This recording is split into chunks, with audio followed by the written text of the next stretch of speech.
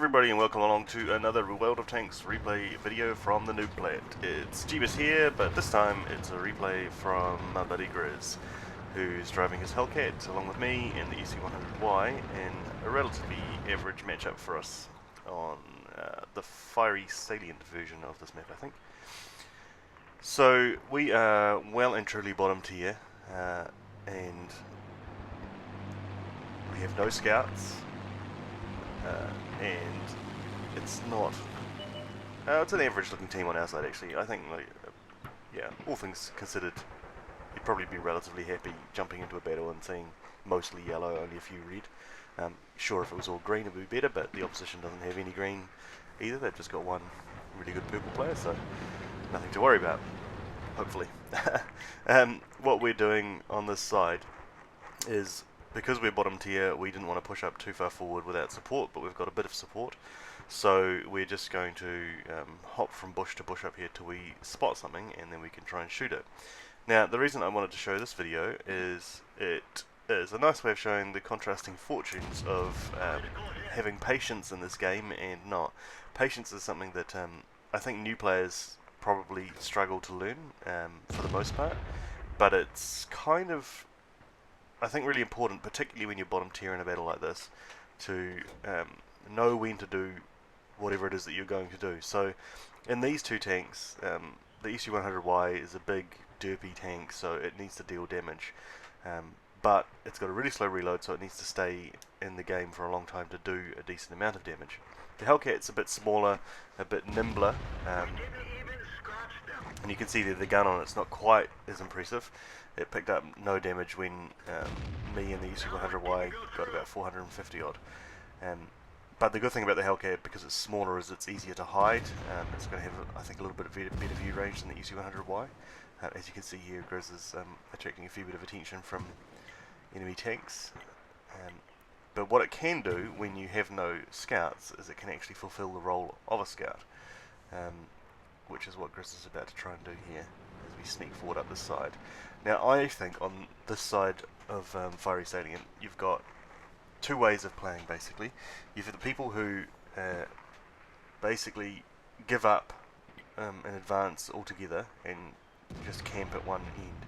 And them doing that basically means that the other side has to push, because you can't afford in this map to be too passive, I think, and just let the enemy come around one side, because you end up backed into a corner.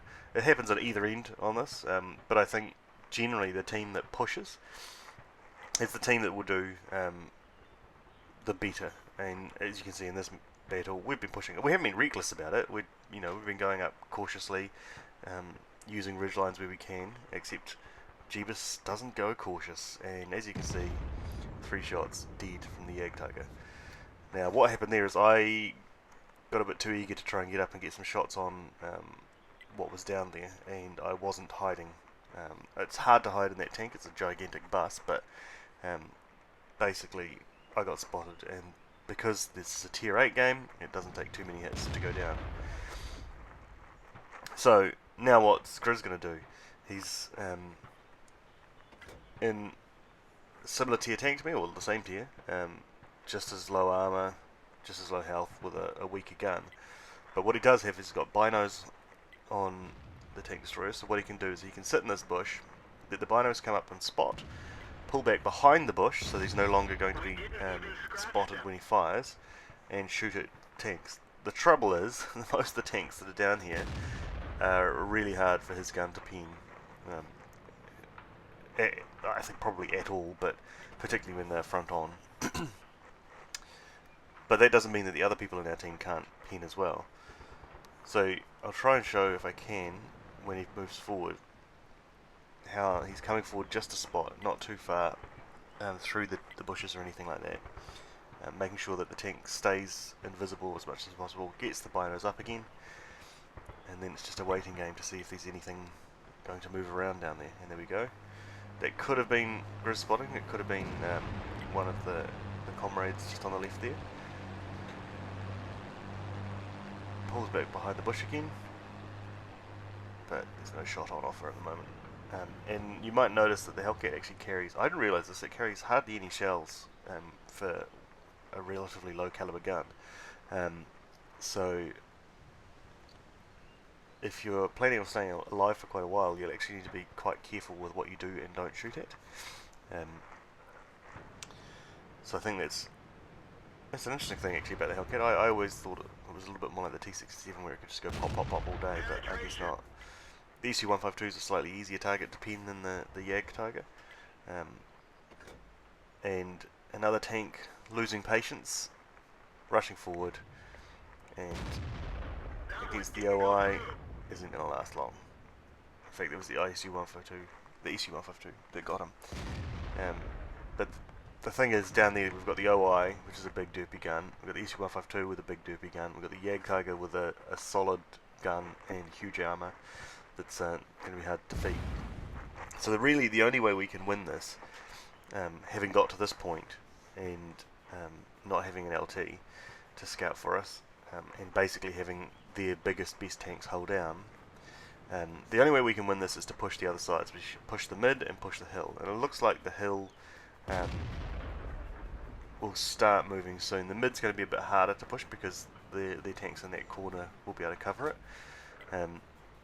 But I think this is where their team, their best tanks, basically, the toughest tanks, kind of lose the battle for the team. They back themselves into a corner. We didn't put them there.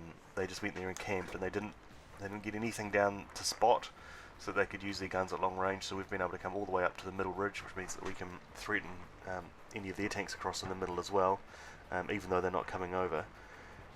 And it's just kind of, it's one of those things that you see happen on this map quite a lot, where teams with big, powerful tank destroyers often will just have them sitting back and they don't actually get into the game much.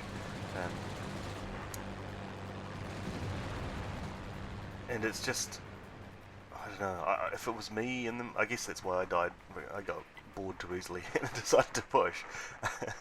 But it's just it's a waste of your YAG Tiger, right? It's a waste of the OI just sitting there, essentially not shooting it much, because we're being cautious, and we know we don't have huge threats on the hill, so we can push the hill and it'll be fine.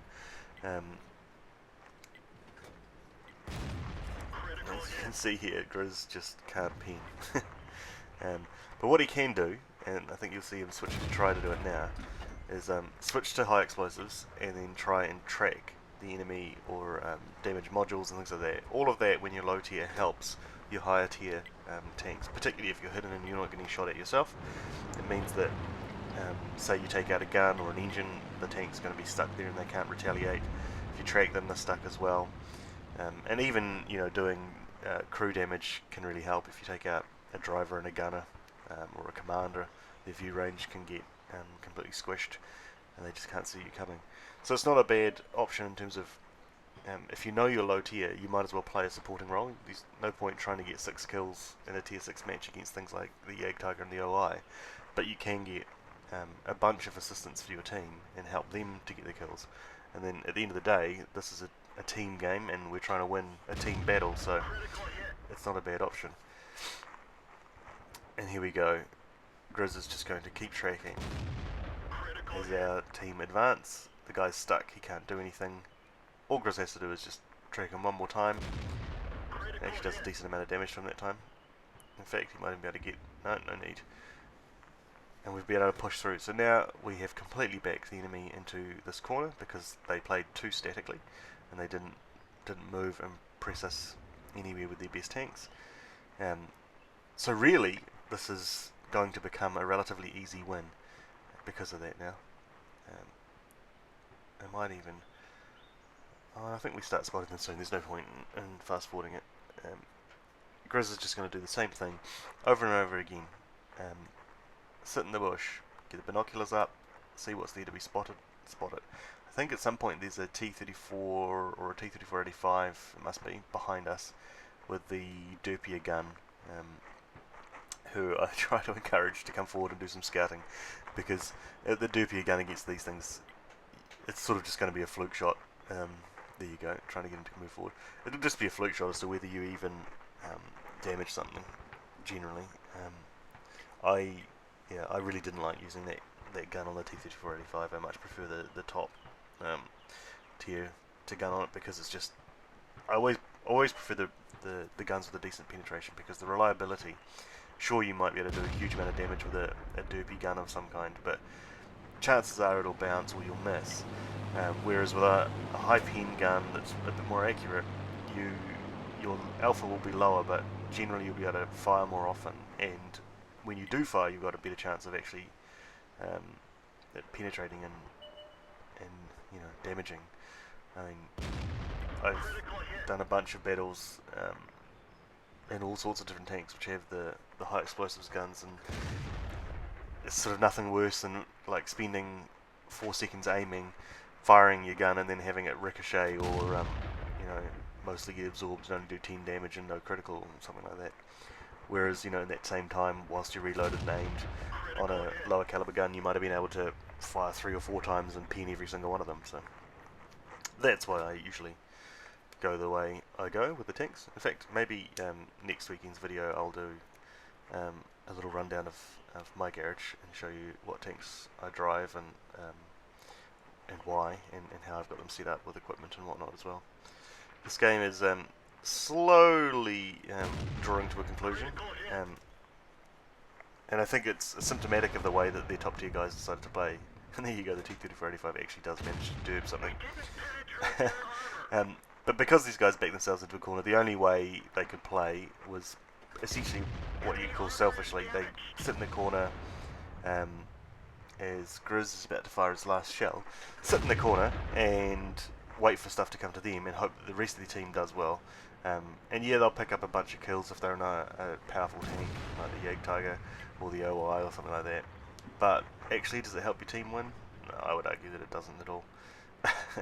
As Grizz threatens to ram a Jagdtiger 88, which I would expect would go terrible for him if he managed to get there in time. But there we go, here's the victory coming up now. So let's have a look at the post-game stats. Alright, and just to show the difference between the two approaches, I figured I'd compare the stats I got out of the battle with the stats that Grizz got. So, I mean, I suppose for a quick battle, that's not too bad. 2000 XP, I guess that's times 2. A little bit of coin, not too much. There you go, reasonable amount of profit as well. I guess that's because it's a premium vehicle. But I didn't really do a hell of a lot. I only managed to fire 4 shells for only 3 hits, for not a huge amount of damage. So I guess if I hadn't got the 1 kill, things would have looked quite bad for me. And if we compare damage, right down the middle of the table, but more importantly XP, yeah, probably below the middle. So that approach didn't work in that battle. Now, compare that to Grizz. He gets a mastery over 3,500 XP and makes, I guess for a non-premium vehicle, quite a tidy amount of profit as well. He ends up just above mid-table, I guess, in damage, but XP-wise, tops the table by a huge amount. In fact, I think, well, I guess compared to the defending team, it's always going to be a huge amount more, but it's just, yeah, that's the way to play when you're down near the bottom, I suppose. And if you're looking for the reasons why, it's down here, assist damage. So tier 6 in a tier 8 battle, 3,200 assist damage, most of which is from scouting, and given we had no LTs to scout, that's the way to go. So I think all in all a really good replay and really good example of how patience can get you reward in World of Tanks.